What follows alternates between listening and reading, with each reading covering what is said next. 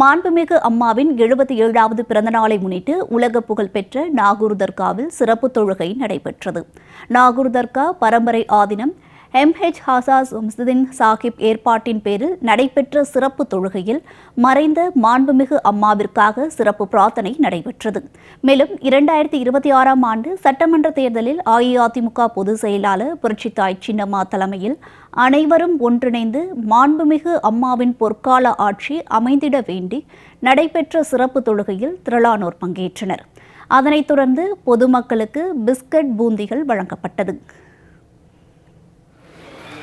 மாண்புமிகு புரட்சித் தலைவி அம்மா அவர்களின் 77ஆம் ஆண்டு பிறந்த நாள் விழாவை முன்னிட்டு நாகூர் தர்காவில் இன்று சிறப்பு பிரார்த்தனையுடன் அவங்களுடைய பொற்கால ஆட்சி 2026ஆம் ஆண்டு அமைந்திடவும், அவங்க சொன்னது போல் எனக்கு பிறகு கழகம் 100 ஆண்டு செல்வ செழிப்போடன் மக்களுக்கு பணி செய்யும் என்று தெரிவித்தது போல் மாண்புமிகு புரட்சித்தாய் சின்னம்மா அவர்களின் தலைமையில் 2026ஆம் ஆண்டு தமிழக அரசு அமைந்திடமும் எல்லாம் வல்ல இறைவனிடமும் நாகூர் ஆண்டவரிடமும் சிறப்பு பிரார்த்தனையும் உறுப்பினர்களும் கழக நிர்வாகிகளும் அனைவரும் ஒன்றிணைய வேண்டும் என்று சிறப்பு பிரார்த்தனையுடன் வேண்டுதலும் நிறைவேற்றியுள்ளோம்.